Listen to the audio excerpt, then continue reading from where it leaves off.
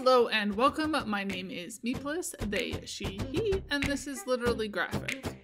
And today we are looking at my third quarter audiobook wrap-up, which includes everything I listened to from July, August, and September. In total, I read 24 books this quarter, with 7 counting towards my goal for the year of reading 30 books by authors from the continent of Africa.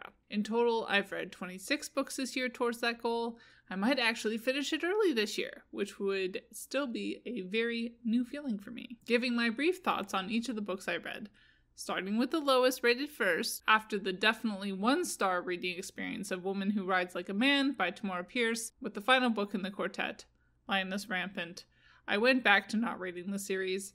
As I said in previous quarters, this is mostly because this was a nostalgic read for me that has its ups and downs when it comes to how it's aged. That said, my understanding is that the author has done some work to address these issues. I don't feel like trying to tally up all these inputs to figure out what my star rating would be. I picked up this series inspired by the read-through with Bookish Realm and Beautiful Bookish Bethany. It had been a long time since I had thought about Tamora Pierce, and it was really interesting to look back on one of my earliest gender-bendy interests. From the no stars, we are actually going to jump directly to my 3-star ratings for this quarter because my reading definitely skewed to the higher star ratings this quarter, which was really nice. First off, we have Old Drift by Namwali Serpell, a pretty long and epic story about 3 Zambian families on the bank of the Zambezi River. Obviously, I picked this book up both because it sounded very interesting and because it fit my reading goal for this year. I ended up rating it a bit lower than my other goal reads, mostly because of how much, especially at the start,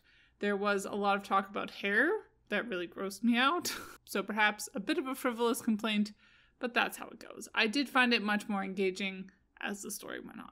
The next 3-star read was The 100,000 Kingdoms by N.K. Jemisin. Obviously, I'm pretty keen on reading all of Jemisin's work because I find her incredibly skilled and interesting. Unfortunately, while this book predates all the books it reminded me of, it still ended up feeling more redundant than it should have. Once again, I felt bad about not rating it higher, but generally everything above 3 stars is either all about newness and feelings, so I couldn't fake it either. Moving along, I did end up rating my next Mercedes Lackey read, Arrow's Flight, 3 out of 5 stars. When I started rereading Tamora Pierce, it only felt right to pick up the other fantasy author my BFF and I read obsessively in our teens. And the nostalgic rereads I've rated 3 stars continues with Love from Paddington, a very, very, very light read that is basically a recap of all the other Paddington books. Am I stressed out right now? Yes. But does that also wrap up all my 3-star reviews? Also yes. Kicking off my 4-star reads of the quarter,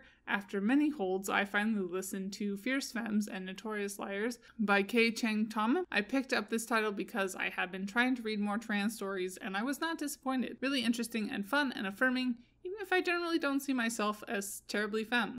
Next up, my read-through of the Murderbot Diaries continued with Rogue Protocol and Exit Strategy by Martha Wells. After my rating for book 2 dipped down a bit, I think the series is really coming back strong, and I'm trying not to read it too fast. Polar Vortex by Shani Mootoo was a bit of a random pick, mentioned by Remembered Reads. It sounded like a nice contrast to everything else I had been reading at that point in the quarter, and it did fulfill that desire. If queer literary fiction centering older lesbians in Ontario sounds interesting to you as well, I would definitely recommend. Then I finally read Jesus and John Wayne by Kristin DuMez. This book has jumped on and off my TBR a couple times.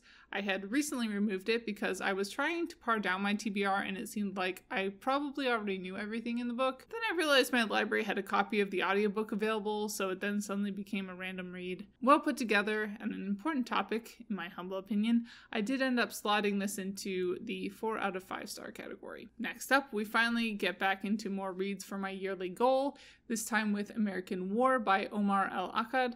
I had seen this book around for a while and thought that Akkad's perspective would be different from the other books I'd read for my goal so far this year. TLDR, it did. It also proved to be different from most other books I've read that look at so-called America dystopians, so unique on many points. Then I tackled Buried Beneath the Baobab Tree by Adaobi, Tricia, Nwaubani, and Viviana Mazza, another looking beyond the headlines about conflict in Africa books. I am concerned that I'm not pushing harder in the second half of the year to read more diverse books from authors across Africa and the immediate diaspora. Since I only feel up to listening to books, that certainly limits my reading in many ways, but that didn't make this a bad book, and I did feel like this book was pretty excellent. And wrapping up my 4 out of 5 star reads, considering how hyped Butter Honey Pig Bread by Francesca Equiese has been in so-called Canada this year, it wasn't really a question of if I would read it, but when. Another queer literary fiction title I would definitely recommend. Moving on to the top-notch 5 out of 5 star reads that entranced me this quarter, I was caught completely off guard by how much I enjoyed Cemetery Boys by Aiden Thomas. Much hyped. I expected to like it, but ended up falling for it head over heels, which really doesn't generally happen for me with YA, so that was really nice. I know I am very late to the party, but if you haven't read this book already, I would highly recommend, obviously. Next up, my read-through of everything James Baldwin continued with No Name in the Street. These deeply personal essays really blew me away. A publication of the Canadian Truth and Reconciliation Commission, their report, A Knock on the Door, The Essential History of Residential Schools from the Truth and Reconciliation Commission of Canada, is a must-read for all of my colonizer and or settler peers right now. A difficult topic, this was a very concise and easily comprehended look at the genocide of people indigenous to Turtle Island. Continuing in a similar vein, my next 5-star read was Blackwater by David Alexander Robertson. This Indigenous memoir follows Robertson's journey to try and reconnect to culture and relations that so-called Canada tries hard to destroy. An author I followed for some time now, Robertson never disappoints. One of 3 5-star gold reads for this quarter, The Girl Who Smiled Beads, A Story of War and What Comes After by Clemantine Wamariya, was a very assumptions-challenging read. My second 5-star goal read was Dear Senthurin, a Black Spirit memoir by Akwaeke Emezi, who continues to be the writer of 2021 for me. They are definitely top of my suggested gift list for this upcoming holiday season. The third 5-star goal read was Shut Up, You're Pretty by T. Mutanji, a collection of short queer fiction with a connection to Toronto. I guess I did fall into a couple of different kinds of patterns this quarter. But such is life, I suppose. It was still a 5 out of 5 star read. Otherwise, I was also pretty excited to get my hands on Disfigured, on Fairy Tales, Disability and Making Space by Amanda Leduc. I'm trying to read more diversely when it comes to disability, and this book 100% lived up to the hype. Similarly, I also picked up About Canada, Disability Rights by Deborah Steinstra, although the edition I read does not appear to be on Goodreads. Obviously, a large portion of my understanding of disability rights is influenced by the so-called United States, and so it felt important to read more about so-called Canada. It provided a very interesting and enlightening read that I would recommend. And while I still haven't quite finished all of Octavia Butler's books, Linnell George's A Handful of Earth, A Handful of Sky, The World of Octavia E. Butler was a good way of continuing to draw out this reading journey even further. I'm not sure what I'll do once I've actually completed all her work. Wrapping up my last 2 5-star reads, I would like to highlight a podcast I recently started listening to, namely the Story Keepers podcast, hosted by Wabgashig Rice and Jennifer David, which highlights different books by Indigenous authors each month. I'm a bit behind on the podcast, but that's only because I'm trying to actually read each book before I listen to the episode.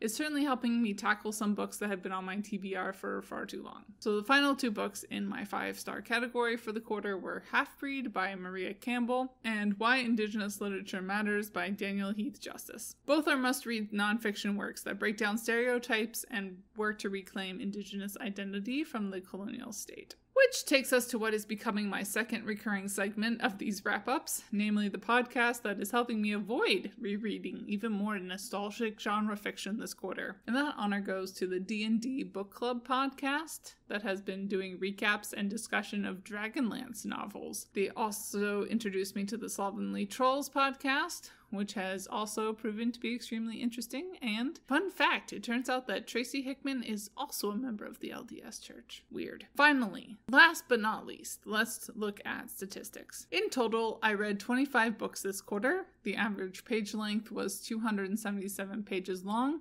The average publication date was 2014, and the average rating was a high 4.16 stars out of 5.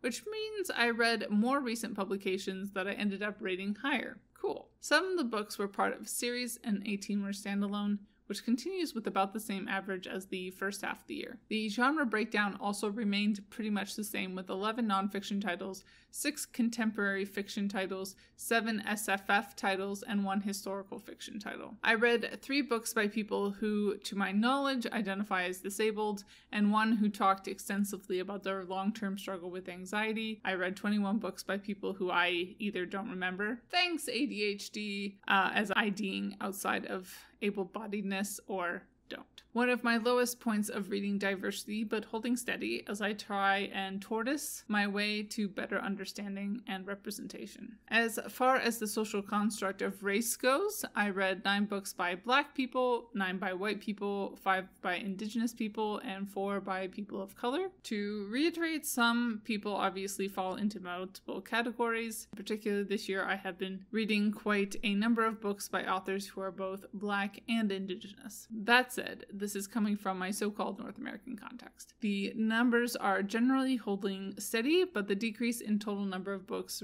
read mostly seems to have subtracted from the Black category, which is not great, and something to keep in mind for the final quarter. Much like disability, religion tends to be something that not everyone brings up. I keep tracking what I can, though, in a desperate attempt to try and read more books by decidedly not Christian authors. This quarter I read 1 book by someone who practices Odinum, 3 books by people who are significantly influenced by Christianity, 1 person who ID'd as a non, and 22 who didn't talk about it, or I forgot to note it when they did. It's not doing too well there. Gender and sexuality tracking got tweaked a bit again to remove some lateral biphobia I suddenly realized I was participating in. Not fun. Gender-wise, I read 17 books by women, 6 books by men, and 2 by people beyond the gender binary. Of these, 3 also identify as trans. This holds pretty closely to were my statistics for the first half of the year. Sexuality-wise, I read 7 books by author who identify somewhere in the alphabet mafia,